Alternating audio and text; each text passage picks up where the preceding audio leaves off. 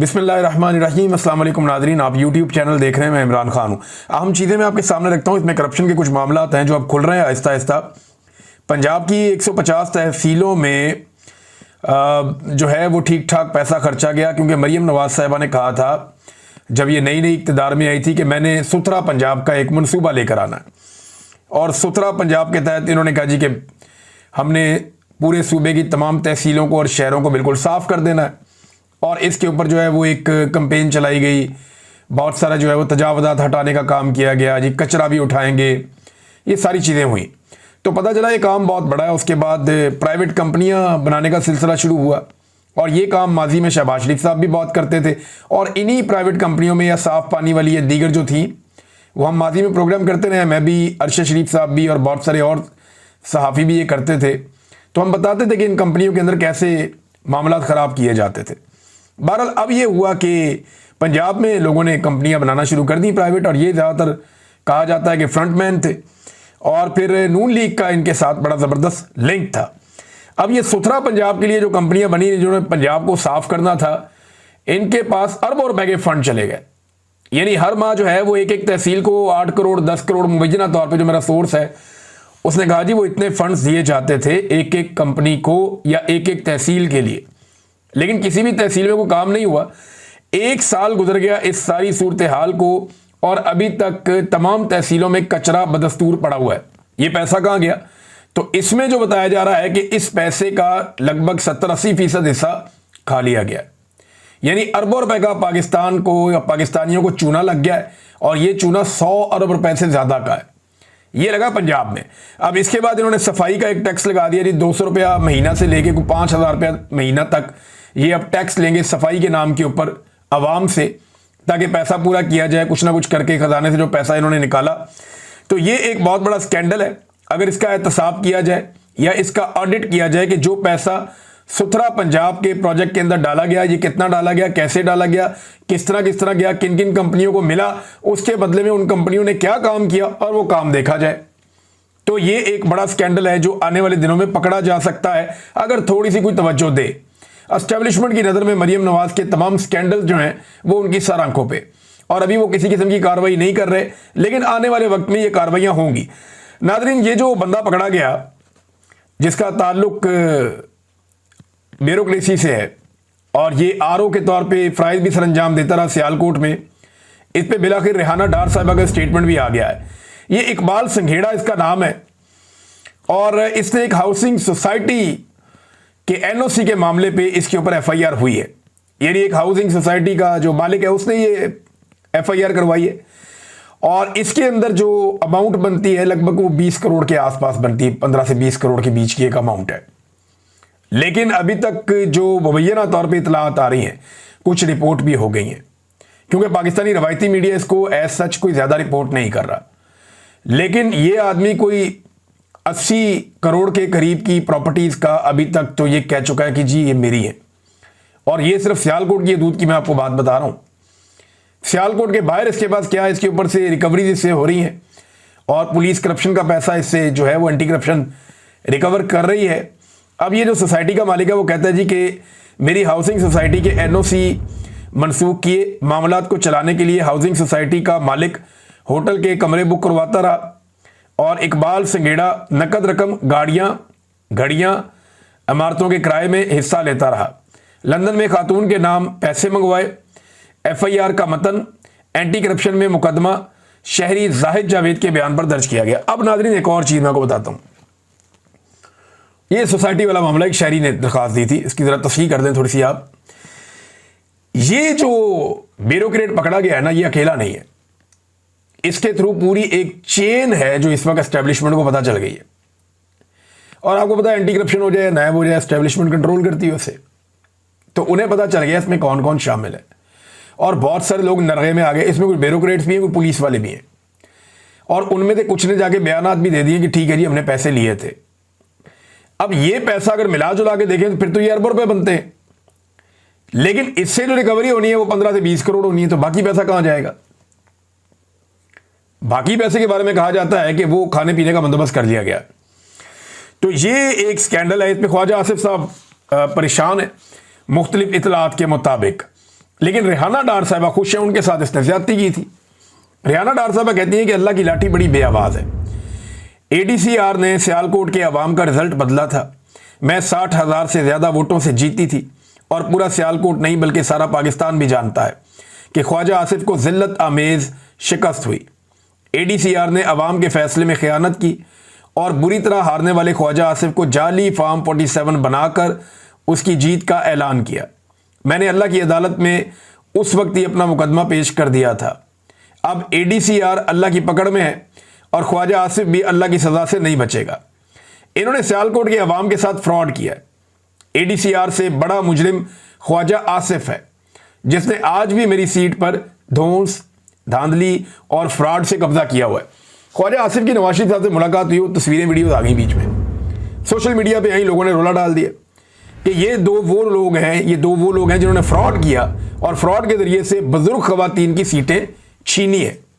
एक ने रेहाना डार की सीट छीनी है और एक ने यास्मीन राशिद की सीट छीनी है और दोनों खवातीन ने 50,000 से ज्यादा की लीड से इन दोनों रवायती सियासतदानों को शिकस्त दी थी और उन दोनों खवातीन को निशाने इबरत बनाया गया। उनसे सीटें छीन ली गई 2 नंबरी करके, फ्रॉड करके। तो लोग इनकी खासी दुर्गत बना रहे हैं सोशल मीडिया पे, बननी भी चाहिए जैसा इन्होंने जुल्म किया है। एक और स्कैंडल भी नाजरीन अभी जो है वो आ सकता है आने वाले दिनों में, लेकिन एक बात खातिर आप जमा रखिएगा कि एस्टेब्लिशमेंट को करप्शन में किसी किस्म की कोई दिलचस्पी नहीं है। पाकिस्तान में करप्शन खत्म करने में एस्टेब्लिशमेंट ने अपना काम निकालना होता है। घी सीधी उंगली से निकले वो निकाल लेते हैं, उंगली टेढ़ी करनी पड़े वो उंगली टेढ़ी कर देते हैं। ये लोगों के करप्शन के केसेस या ये छोटी मोटी कमजोरियां, लोगों की वीडियोज, ऑडियोज, करप्शन के केसेस, ये एस्टेब्लिशमेंट अपने पास महफूज रखती है उस वक्त के लिए जब कोई बंदा आपे से बाहर हो या उस बंदे से कोई काम पड़ जाए। तो जब काम पड़ता है तो फिर ये उंगली टेढ़ी भी कर लेते हैं। ये उंगली टेढ़ी करने का थोड़ा सा इशारा आप समझ लें। एस्टेब्लिशमेंट को करप्शन से कोई मसला नहीं है। अगर एस्टेब्लिशमेंट को करप्शन से मसला हो तो चीनी और गंदम स्कैंडल में सबसे बड़ी करप्शन इस वक्त पाकिस्तान की अभी इस वक्त वो पड़ी हुई है। अगर एस्टेब्लिशमेंट को करप्शन से मसला हो तो NRO 2 भी ना देती और NRO 1 भी ना देती, जो इन्होंने दिया, बार बार दिया।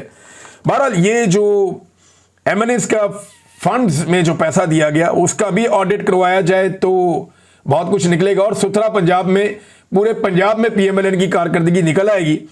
तो ये बड़ा जबरदस्त एक मामला है जो सामने लाया जा रहा है। कुछ लोग कह रहे थे कि जी मोहसिन नकवी को वज़ीर आज़म पाकिस्तान बनाया जाएगा और कुछ लोग कह रहे हैं कि ये मुमकिन ही नहीं है, ये कैसे हो सकता है, वो अकेला है, अगर उसको MNA बना भी देते हैं तो वो कैसे वज़ीर आज़म बनेगा।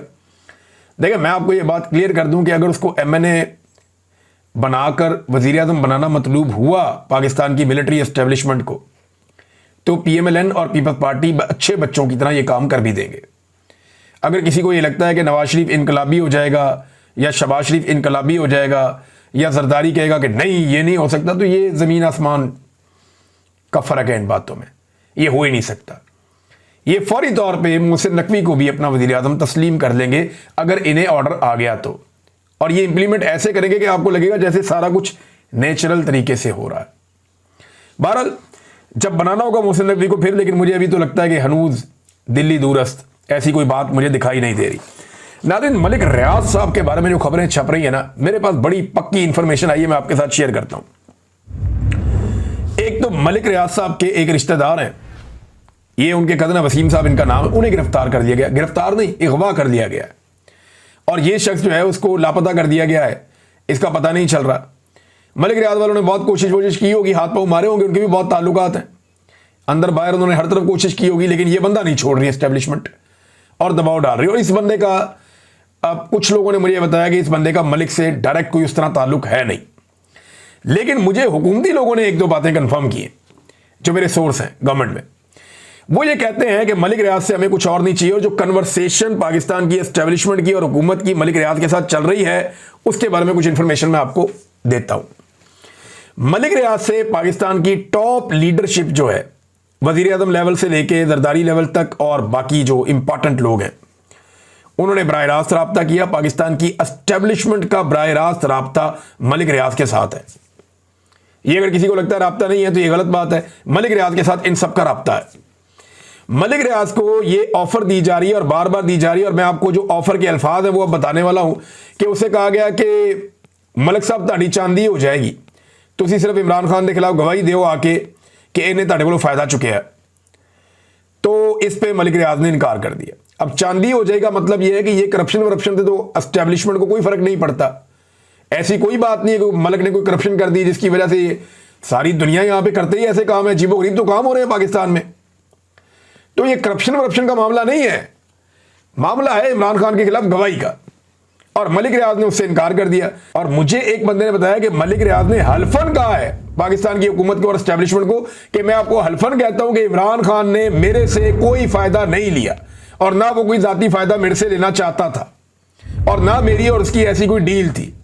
ये मलिक रियाज ने बाकायदा गवर्नमेंट को और एस्टेब्लिशमेंट को बताया, और उसको जवाब ये दिया गया कि हमें पता है इस बात का, लेकिन हमें गवाही चाहिए। अगर गवाही दो, आपको निकालना हमारा काम है मलिक साहब, और आपकी चांदी हो जाएगी पाकिस्तान में, सारी चीजें आपकी नॉर्मलाइज हो जाएंगी, बेफिक्र होकर पाकिस्तान में भी काम करो, बाहर भी काम करो, कोई नहीं छेड़ेगा। लेकिन मलिक रियाज ने कहा जी मैंने ये नहीं करना।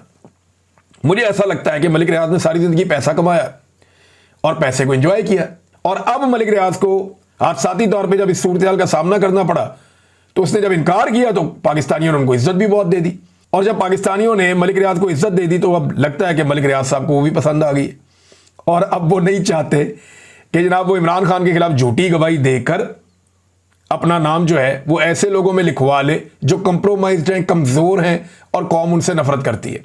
बहरहाल फिलहाल तक की सूरत हाल ये मैं आपको ये बता देता हूं। लेकिन ये जो ऑफर की गई मलिक रियाज को, ये बिल्कुल ऐसे ही बात हुई है जैसे मैंने आपको बताई है, और ये ऐसा नहीं है कि निचले लेवल पे की गई है, एस्टेब्लिशमेंट का भी टॉप का लेवल और हुकूमत का भी टॉप का लेवल, ये नीचे वाले कोई नहीं, इन्होंने ऑफर की है। और मेरी इतला के मुताबिक अभी तक मलिक रियाज ने हामी नहीं भरी। और एक और चीज, जो यूएई की हुकूमत है वहां पे भी राब्ता किया पाकिस्तान की एस्टेब्लिशमेंट ने कि किसी तरह से मलिक रियाज को काबू किया जाए, लेकिन वहां की गवर्नमेंट ने भी पाकिस्तान की हुकूमत को घास नहीं डाली।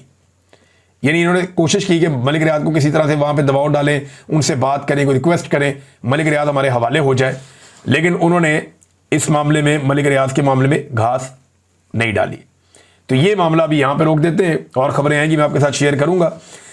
एक और चीज है नाज़रीन, ये हुकूमती सहाफ़ी बेचारे बावले हुए पड़े, रोजाना लिख देते हैं, बोल देते हैं कि इमरान खान खत्म शुद्ध, इमरान खान की सियासत खत्म हो गई, पीटीआई खत्म हो गई, लेकिन फिर रोजाना उसी पीटीआई के बारे में प्रोग्राम भी करते हैं, उसी के बारे में खबरें भी करते हैं, सारा दिन उसी पार्टी को, उसी लीडर को डिस्कस करते हैं, और शाम को एक ट्वीट करके सो जाते हैं कि इमरान खान खत्म हो गया।